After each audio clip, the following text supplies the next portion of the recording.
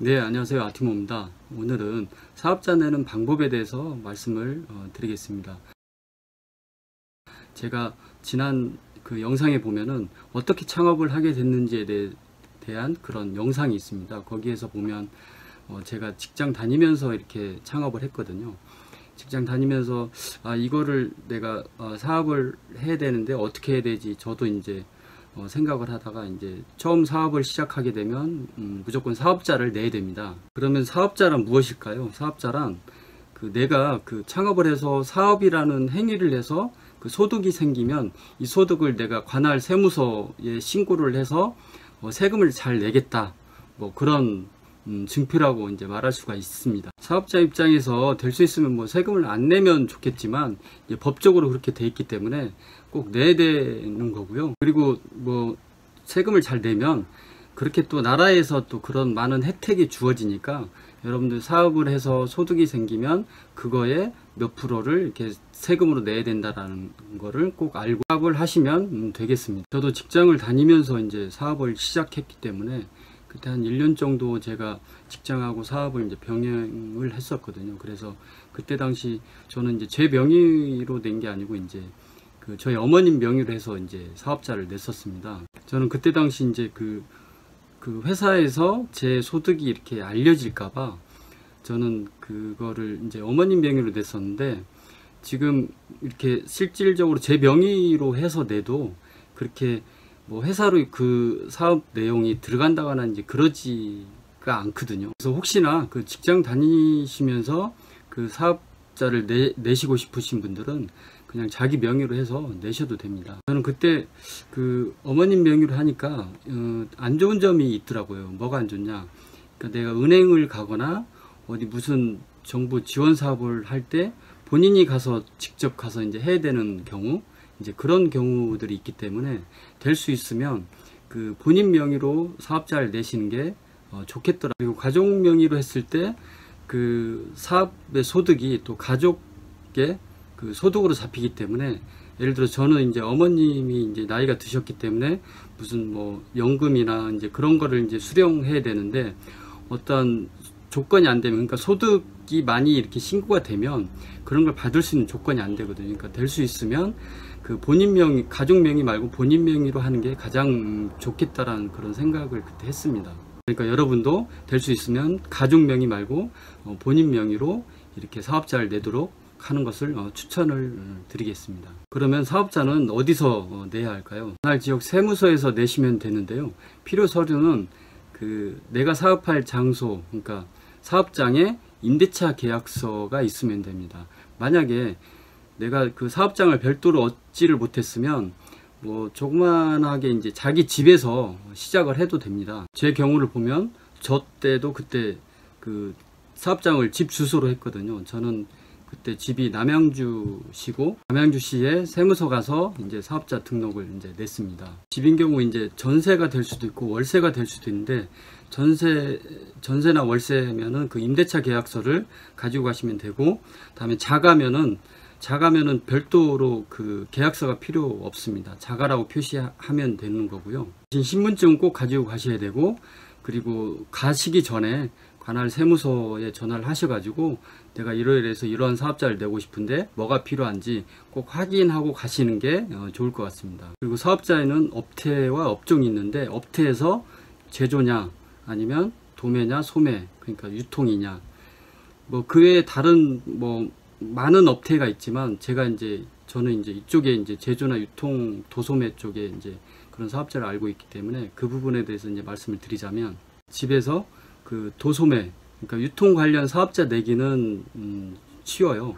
근데 이제 그 제조업으로 내기는 사실 어렵거든요. 제조업이 왜 어렵냐? 제조업은 말 그대로 이제 제조를 하면서 어떤 기계나 내지는 어떤 뭐 화학 뭐 물질을 취급할 수도 있고, 이제 그런 어떤 유해 물질이 있을까봐 그 제조업은 거의 실사를 많이 나옵니다. 그래서 실제 그 제조업은 실제 뭘 제조하는지에 대한 어떤 기계, 장비, 그런 걸 실제 나와서 볼 수가 있고요.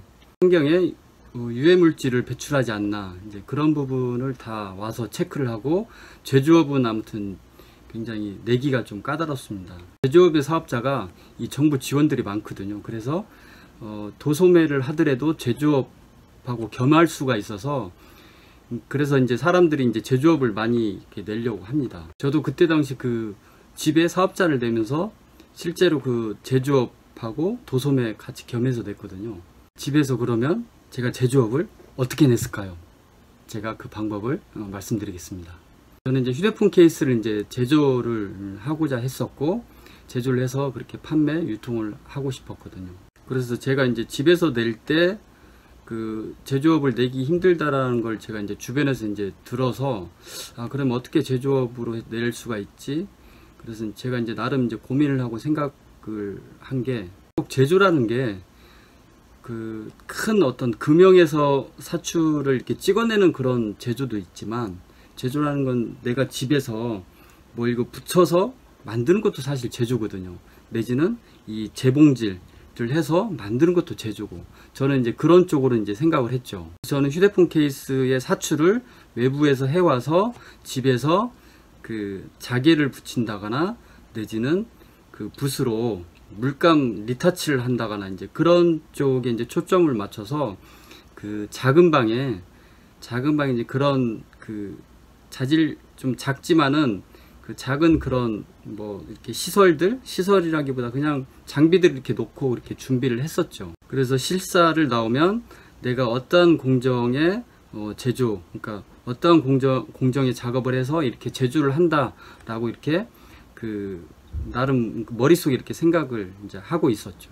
그리고 저는 그 어머님 명의의 사업자로 했기 때문에 제가 또 그 어머님한테 이러이러한 공정으로 해서 이렇게 만든다라고 이렇게 또 어머님한테 또 설명을 또 해놨어야 돼요. 왜 그러냐면 그 사업자, 예를 들어 실사 나오면 그 사업주한테 이제 그러한 질문들을 하니까, 뭐 저는 그 자식 입장으로서 그걸 설명할 수 있는 그런 입장이 안 되잖아요. 그리고 저희 집은 그 남양주시여서 그 남양주시가 굉장히 넓습니다. 남양주시의 그 관할 세무서에서 그 굉장히 넓은 지역에 그 실사를 다 다니는 건 사실 또 이렇게 무리고, 그리고 남양주시 자체가, 주소지 자체가 이렇게 공장들이 많은 또 이렇게 지역들입니다. 그래서 어떻게 보면 좀 실사를 좀 많이 안 나온다라고 해야 되나? 아무튼 대략 어디 지역이다라고 하면 이렇게 실사를 안 나오는 경우도 있어요. 저는 아무튼 다 준비를 해놓고 그 머릿속에 이런 식으로 이제 대답을 해라라고 이렇게 어머님한테 다 이렇게 숙지를 시켜 놓고, 이제 저는 이제 관할 사무소에서 가서 이제 그 사업자 등록 신청을 했죠. 직접 실사는 안 나오지만 또 이런 경우도 있습니다. 그러니까 그 사업자 등록 신청한 그 사업주한테 전화를 해서 전화상으로 어떤 것을 제조하는지 그냥 그 전화상으로 그냥 그 실사하고 이제 바로 사업자 발급을 해주는 경우도 있습니다. 그거를 대비해서 또 어머님한테 전화가 오면 또 이런 식으로 이렇게 제조를 한다라고 이렇게 또 말씀을 드려서, 이런 질문에 이렇게 대답을 하셔라라고 이렇게 항상 준비를 하고 있었죠. 그렇게 준비를 하고 있었는데 뭐 결국은 이제 전화도 안 오고 그냥 사업자 발급됐다고 찾아가라고 이렇게 연락이 오더라고요. 이런 경우를 보면은 이제 각 지역마다 그런 그 상황이 다 다른 것 같아요. 그러니까 제 명의로 하면서 사업장을 서울로 하면서, 그 서울은 여기 서울 중구인데, 서울은 여기 실사를 100% 다 나옵니다. 왜 그러냐면 이제 사실 제조 그러니까 중구지만 여기 인쇄소도 있고 제조가 사실 많이 있긴 해요. 많이 있긴 한데, 그렇지만 워낙 그 사람들이 밀집되어 있는 그런 특별 지역이기 때문에 그 혹시 그 환경을 좀 이렇게 오염시키는 그런 뭐 어떤 화학물질을 다루지 않을까, 그런 부분, 환경 오염시키지 않을까라는 그런 부분에서 이렇게 100% 실사를 나오더라고요. 그래서 저는 뭐 그때 여기 사무실 겸 이제 공장으로 쓰지만 뭐 기계도 있었고, 여기서 이제 그때 실사 나왔을 때 제가 이제 공정들을 다 이제 설명을 했었죠. 서울에 여기 중구에서 그 주택에서 그 제조로 사업자를 낸다라는 거는 아마 굉장히 어려울 거예요. 그러니까 그러니까 잘 내주지도 않을 뿐더러, 그러니까 그 지역마다 그 사업자 내는 그 특징? 뭐 그런 거는 있는 것 같아요. 그리고 주택으로 사업자를 내면 좋은 거는 또 뭐냐면, 이제 아파트 관리비나 뭐 가스비나 그러한 것들을 다 이제 경비 처리를 할 수가 있다라는 거죠. 그러니까 그 부분에서는 좋더라고요. 그리고 사업자에는 이제 일반 과세와 그 간이 과세 사업자가 있는데, 그 기준은 뭐냐면 그 연 매출이 4,800 이하면 간이 과세자고, 4,800 이상의 매출이 나오면 일반 과세자로 이렇게 사업자로 해서 사업자를 내야 됩니다. 일반 과세자는 그 세금을 내는 거고, 간이 과세자는 그 세금을 좀 면제해 주는 거죠. 그러니까 나중에 그런 것들을 이제 세무서에 좀 자세히 좀 물어보시면 대략 뭐 이렇게 감은 잡으실 수가 있겠고, 그리고 정부 사업에 그 참여를 해서 지원을 받고 싶으면 간이 과세자는 안 됩니다.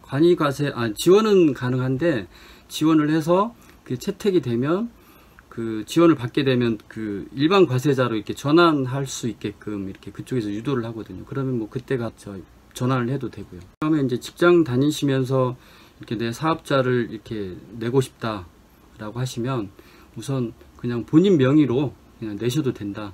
본인 명의로 내도 뭐 이렇게 정말 조사하지 않는 이상 그런 내 소득의 정보가 그런 회사로 흘러 들어가지 않고 절대 알 수가 없으니까 그거는 뭐 괜찮습니다. 그러니까 본인 명의로 내시고, 내실 때는 그 임대차 계약서가 필요하고 신분증 두 가지가 필요합니다.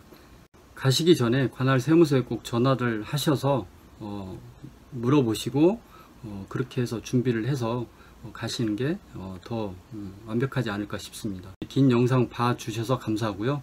혹시 제 영상이 조금이나 도움이 됐다라고 하면 좋아요와 구독 좀 부탁드리겠습니다. 네, 감사합니다. 다음 영상으로 찾아뵙겠습니다.